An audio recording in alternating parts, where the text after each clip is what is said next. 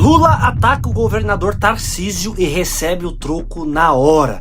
O pai da mentira durante um evento, olha só o que ele falou ao vivo para todo mundo. Mas não ficou de graça porque Tarcísio imediatamente deu o troco e o Lula passou uma grande vergonha. Nós vamos mostrar aqui e você vai ver a fala do Lula e também a fala do Tarcísio. Gente, realmente o que está acontecendo é vergonhoso. Para muitos que achavam que Tarcísio era aquela pessoa boazinha, que aceitava qualquer coisa, parece que ele tá diferente. Ele ligou o modo Bolsonaro 2.0. E o que ele falou deixou todos de queixo caído. E você acredita que o fim do PT e de Lula está chegando? Você acredita que as eleições de 2026 o PT vai cair? Comenta aqui embaixo 22, deixa sua opinião nos comentários. Segura aí porque o que eu vou mostrar realmente é forte. Gente, se você tá chegando aqui agora, por favor, encarecidamente eu te peço, deixa o joinha pra esse vídeo, me ajuda com o teu like, compartilha esse vídeo. E claro, né, se você não é inscrito, me ajuda aqui, vamos chegar a 700 mil inscritos logo. Quando chegarmos a 1 milhão eu vou fazer um sorteio aqui, como eu já mencionei em alguns vídeos. Então me ajuda, se inscreve, ativa o sininho das notificações e sem enrolação, bora pra mais esse vídeo. Meus amigos, Lula tentou atacar Tarcísio e se deu mal. Gente, ele passou vergonha ao vivo, porque o pai da mentira acabou se lascando de vez. Ele achou que ia sair de boa, sem nenhuma crítica, mas ele tomou uma invertida e passou vergonha, mas vergonha com força. Bora conferir comigo agora. Eu lamento profundamente que o governador não esteja aqui. Lamento. Ele poderia falar o que ele quisesse, poderia falar o que ele quisesse, agradecer ou não agradecer, mas tivesse aqui, porque é um investimento de quase 7 bilhões para São Paulo, não é pouca coisa não, é um investimento de 7 bilhões para gerar emprego, para trazer tecnologia, para trazer modernidade, inclusive para atender os trem que vai ser feito em São Paulo. Então eu estou aqui para dizer para vocês, esperem, porque este ano é o ano que a verdade vai ter que derrotar a mentira nesse país. Por que o governador e o secretário da saúde não estão aqui? Não poderia estar, até por uma questão de gentileza, até por uma questão de respeito. O secretário da saúde tem que estar preocupado com a saúde do Estado, porque essa gente vive muito tempo mentindo. É muito fácil fazer propaganda mentirosa através do celular. Eu não faço nada, mas eu pego o celular, boto na minha frente e conto uma mentira e lacro, eu vou lacrar. O Marcelo Branco falou assim, eu fico chateado com o que falam, né? Com o presidente da República fala isso, fala aquilo. Eu não fico chateado, absolutamente. Já estou acostumado a ouvir as bobagens dele, então isso realmente não me incomoda, né? E quem não tem o que mostrar tem que viver de narrativa. Tem que viver de propaganda. O problema, e às vezes as pessoas não percebem, é que as pessoas, o cidadão já não se enxerga mais na propaganda. E essas pessoas não estão entendendo o que está no coração. Quando alguém tem que vir para São Paulo, por exemplo, para participar de determinadas entregas, para dizer, olha, o BNDES financiou isso, ou seja, está celebrando a operação de crédito, que é a obrigação do banco, como se a operação de crédito do banco fosse um favor. Ora, é a existência, é o core do banco. Porque se o BNDES não existir para financiar a infraestrutura, existe para quê? Aí a pessoa vai na inauguração de uma estação de trem, ou vai na própria inauguração de um trecho do Rodoanel para dizer assim, olha, o BNDES aqui emprestou um dinheiro para a concessionária. Tá vendo? O governo federal fez coisa nenhuma. Não modelou, não fez projeto, não tomou risco, não executou. Emprestou dinheiro para o parceiro privado. Tá vendo? Se não fosse o governo federal, se não fosse o BNDES, a gente ia tomar conta do banco. Se não fosse o BNDES, ia ser o Santander, ia ser o Banco Mundial, ia ser o BID, ia ser outra instituição. É bom para o banco ter carteira. Ora, dizer que a gente não está fazendo nada na habitação e celebrar os números daquilo que é financiado com o FGTS... Financiado com o FGTS, com o dinheiro do trabalhador. Porque esse cheque que a gente está celebrando hoje, de 10 a 16 mil, é fundo perdido. É dinheiro do orçamento. E detalhe, sabe onde é que a relação Minha Casa Minha Vida em frente àquilo que está sendo construído pela iniciativa privada cresce? No estado de São Paulo. Porque a gente está viabilizando os empreendimentos com esse esforço. Porque às vezes 70%, 80%, 90% do empreendimento fecha com subsídio do Estado de São Paulo. Se não tivesse, não fechava. E a gente está botando de pé.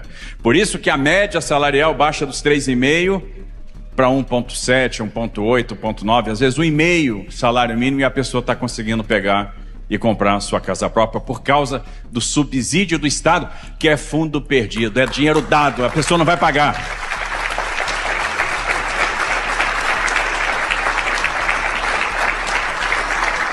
A gente não está empilhando o número com o dinheiro do próprio trabalhador, que está sendo financiado para ele.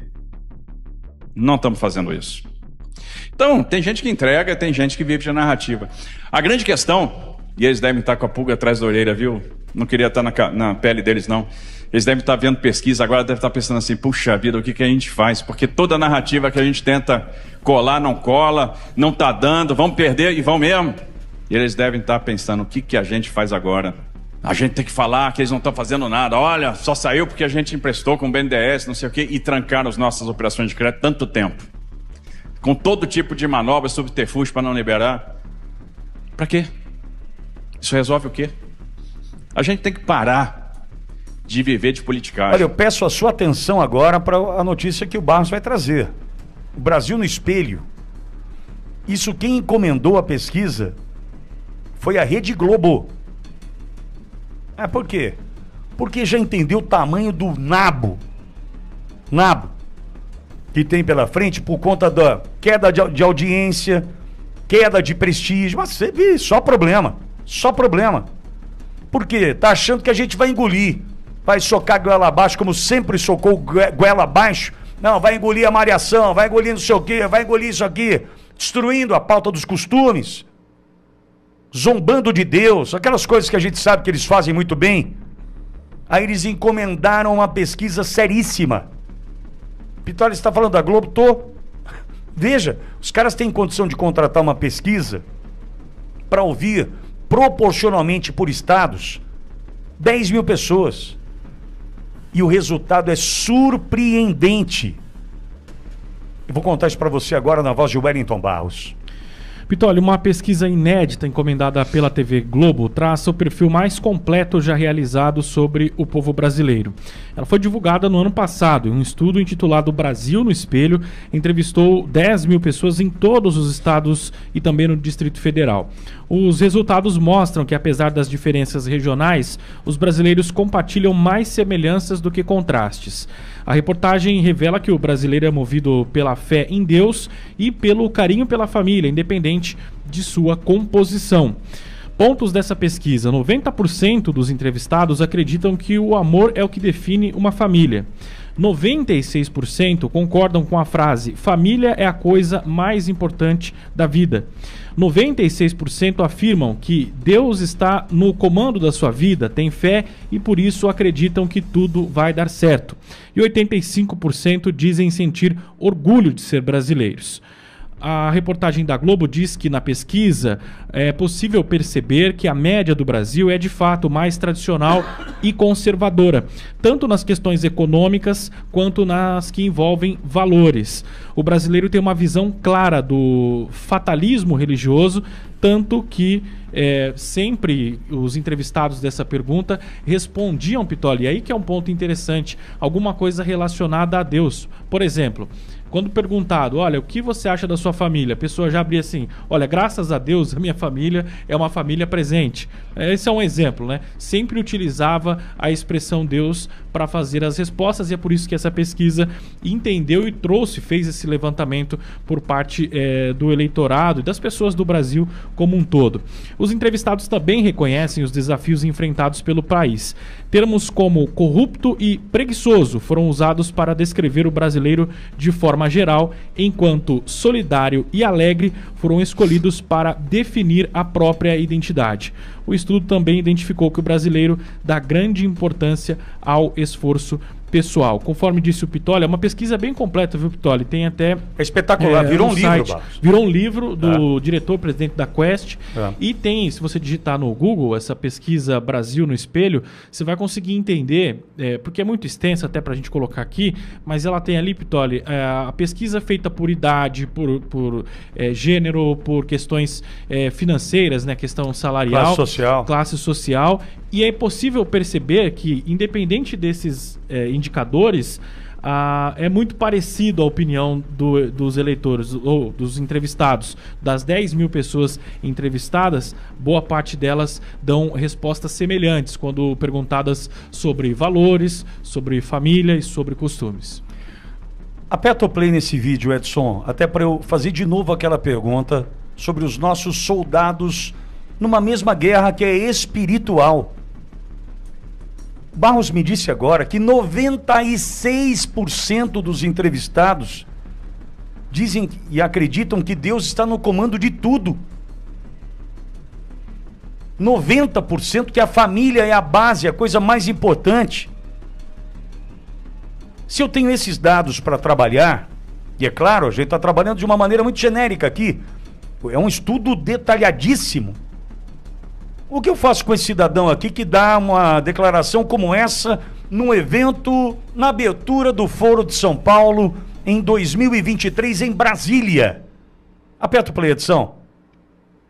Muitas vezes a direita, ela tem mais facilidade do que nós com o discurso fascista. Aqui no Brasil nós enfrentamos o discurso do costume, o discurso da família, o discurso do patriotismo. Ou seja, aqui nós enfrentamos o discurso de tudo aquilo que a gente aprendeu historicamente a combater. Bom, veja, 96% das pessoas entrevistadas pensam diferente do que esse ser humano abjeto aí. Esse ex-presidiário. Esse que não tem nenhum problema em dizer que é contra a família, contra os valores da pátria. Eu estou aqui no chamamento mesmo. Ou a gente entende o tamanho da nossa força, como o presidente Bolsonaro já disse inúmeras vezes, se soubesse a força... Então, é exatamente isso. Essa pesquisa, que agora começa a ganhar, né, um espaço na imprensa e tal, a Globo se ligou ali atrás, que está ainda, infelizmente, indo num caminho sem volta, num caminho errado, porque está destruindo a família, brincando com os nossos valores, com os costumes. A Globo já entendeu que se lascou, meu. A Globo já entendeu. Tanto é que precisava entender o que pensa o brasileiro, gastou uma fortuna numa pesquisa como essa, para receber o resultado que nós aqui da Ouro Verde todos os dias sabemos. Nós estamos numa pátria, a pátria do Evangelho. Quando fala que o brasileiro é um povo solidário e alegre, haja vista as campanhas que lançamos aqui para ajudarmos brasileiros sofridos, perseguidos, com vidas destruídas, e o que acontece? Agora, ao mesmo tempo, quando diz que é um povo corrupto e preguiçoso, nós precisamos mostrar que sim, existe uma parcela do nosso povo corrupta, uma parcela preguiçosa, mas o Brasil só resiste como resiste a tudo que enfrenta roubo, corrupção, desvio, porque a gente trabalha pra caramba, meu. André Mendonça, ele decidiu que Moraes e Toffoli não vão escapar. A Folha de São Paulo trouxe pra gente um bastidor quentíssimo sobre o andamento da delação do Vorcaro. STF e PGR já estão prevendo um dilema se a delação do Vorcaro implicar Toffoli e Moraes.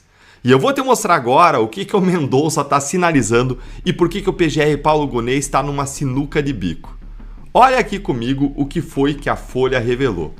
STF e PGR prevêem enfrentar um dilema caso a delação premiada do empresário Vorcaro, dono do Master, prospere e atinja os ministros Dias Toffoli e Alexandre de Moraes, que tinham ligações aí com o ex-banqueiro. E olha a posição do Mendonça, gente. Olha o que ele tem dito aqui para pessoas próximas. Ele tem dito que a investigação não pode se prestar a pré-julgamentos ou perseguições, mas que, se as provas do processo demonstrarem o envolvimento real dos seus colegas na teia do Vorcaro, vai trabalhar com seriedade e seguir em frente. O ministro André Mendonça está absolutamente correto. Ele está simplesmente seguindo o que diz a lei, dando a todos o benefício da dúvida, decidindo de acordo com o devido processo legal e com respeito à proteção aí de todas as garantias dos investigados, mas ressaltando que ele não vai deixar de seguir as provas da investigação simplesmente porque chegaram a ministros do Supremo. É a coisa certa a fazer, porque se nós vivemos em um Estado democrático de direito, a lei e o direito deve valer para todos, seja uma pessoa na rua ou um ministro do Supremo. E o que chama a atenção é o quanto que isso está sendo raro no Brasil, inusual no Brasil de hoje, especialmente no STF, colocar lei acima dos interesses, vontades e jogo de poder. Eu não sei se eu rio. Colocar lei acima de interesses, vontades e jogo do poder parece piada no Brasil de hoje. Isso não existe, mas nós temos ilhas de esperança e uma dessas ilhas se chama André Mendonça. Eu não tenho como dissociar isso do fato de que o André Mendonça vive a fé que ele prega. Não por ser evangélico ou por ser católico, porque em ambos os casos a pessoa pode viver o cristianismo intensamente. E esse é o ponto. Porque tem muita gente que fala que tem uma fé cristã, mas ainda não deu passos para viver o que prega diariamente. E tem pessoas também que não são cristãs, são extremamente corretas, honestas, mas a questão aqui é você viver o que você prega. E ele dá vários sinais de que ele vive o que ele prega. Dá uma olhadinha nisso aqui, ó. André Mendonça diz que o lucro do seu instituto será doado para obras sociais, projetos de educação e dízimo para a igreja. Eu convivi com o André Mendonça na Lava Jato ao longo de algumas investigações e ele sempre foi uma pessoa correta, honesta, dedicada, cordial, humilde. É o que ele está sendo lá, a meu ver, no Supremo Tribunal Federal em tudo. Como nós precisamos de bons exemplos hoje. Diante de tanto mau exemplo, no governo federal, no parlamento, nas presidências das casas do parlamento, no Supremo, como nós precisamos de pessoas que sejam bons exemplos, porque a palavra ensina, mas o exemplo arrasta. Agora presta atenção na informação mais importante da matéria da Folha, deixa eu voltar aqui, porque ela revela a tensão entre Polícia Federal e PGR. A Folha diz o seguinte, ó, que André Mendonça leva em conta o fato de que a opinião pública exige respostas sobre fraudes financeiras do Master e, havendo evidências concretas de irregularidades, não aceitará que Toffoli e Moraes se livrem das consequências por coleguismo. Isso aqui é de fato muito importante. O ministro André Mendonça está avisando desde já que o coleguismo não vai ser escudo para ministros. Os fatos é que vão determinar o rumo das investigações. Mas do outro lado a gente tem Paulo Gonet. E aqui que mora o dilema que eles trouxeram na reportagem. A Folha revela que uma autoridade próxima a Gonet avalia o seguinte em relação a ele, ó. Avalia isso aqui, ó. Que ele, tecnicamente, não se pode aceitar um acordo pela metade, em que Vorcaro deliberadamente opte por deixar de fora determinadas autoridades. Mas, ao mesmo tempo, admite que eventuais citações a Toffoli e Moraes colocariam o procurador-geral, conhecido por seu perfil discreto, em uma situação delicada. Ou seja, gente próxima ao Gonet reconhece que o Gonet não pode deixar de agir, mas que vai estar numa situação delicada. O que quer dizer com isso, hein? Situação delicada. Bora dar um passinho aqui para trás para entender esse jogo. O PGR Paulo Gonet é alguém que foi indicado e reconduzido por Lula ao cargo depois de um lobby intenso do Gilmar e do Moraes. Os dois são aliados próximos do Gonet. O Gilmar foi sócio do Gonet. É alguém aí porque ele tem uma dívida de gratidão. E é por isso que uma delação que implica o Moraes, uma dessas pessoas, porque ele tem um gratidão ali, coloca o Gonet em uma situação delicada. Só que se o Vorcaro entregar provas concretas contra os ministros, o Gonet não vai ter como ignorar sem destruir a sua própria credibilidade institucional. Bora lembrar aqui que alguns anos atrás, quando Léo Pinheiro fez a delação premiada dele lá na Lava Jato, implicando o Toffoli e um dos irmãos do Toffoli, a então Procuradora-Geral da República da época, Raquel Dodge, mandou arquivar esses trechos da delação. E isso gerou uma reação institucional, isso gerou um desconforto na classe do Ministério Público. E isso motivou uma crise sem precedentes dentro da PGR. Lembra aqui, ó, o que aconteceu. Os procuradores todos da equipe da Raquel Dodge pediram demissão, pediram para sair em protesto. Esse tipo de coisa é apenas uma das consequências institucionais possíveis para caso o Gonê prefira proteger o Moraes e o Toffoli em vez de avançar nas investigações. E a Polícia Federal, por sua vez, ela quer ir para cima. Ela já sinalizou que ela não aceita omissões. E a matéria aqui traz um detalhe aqui revelador. Logo no início aqui das negociações, advogados que representam o Vorcaro chegaram a sugerir... Gente, olha que inacreditável. Isso aqui eu tive que ler, reler. Chegaram a sugerir, os advogados do Vorcaro sugeriram que não fossem mencionados os ministros do Supremo. Talvez eles tenham... Consegue imaginar a cena? Eu queria ser uma mosquinha para ver. Imagina eles gaguejando, falando para a Polícia Federal. Não, veja bem, talvez seja melhor não incluir os ministros, né? Vai gerar problema para vocês, delegados. Vai gerar problema. Vai deixar vocês aí com o pincel na mão. É desconfortável para o Supremo. Você consegue imaginar a cena? Os advogados tateando o que eles deveriam fazer e sugeriram que não fossem mencionados os ministros. A ideia foi rechaçada pela polícia, ó, porque não se pode dar ao delator a prerrogativa de selecionar quem entregar e quem poupar. E aqui a gente precisa fazer um reconhecimento também para os policiais envolvidos, porque não são todos que são assim. Isso aqui retrata o ethos institucional, a racionalidade da instituição Polícia Federal e o que eu vi lá de muitos delegados, muitos policiais federais, que são a maioria. Mas tem uma minoria, que às vezes é selecionada pela cúpula, é puxada para perto do Supremo, que age de modo diferente. Então a gente precisa reconhecer e dar o mérito a quem o merece. Ou seja, Vorcaro já tentou blindar o Moraes e o Toffoli e a Polícia Federal não deixou. Os próximos dias vão definir agora se o Brasil vai ter justiça de verdade ou não.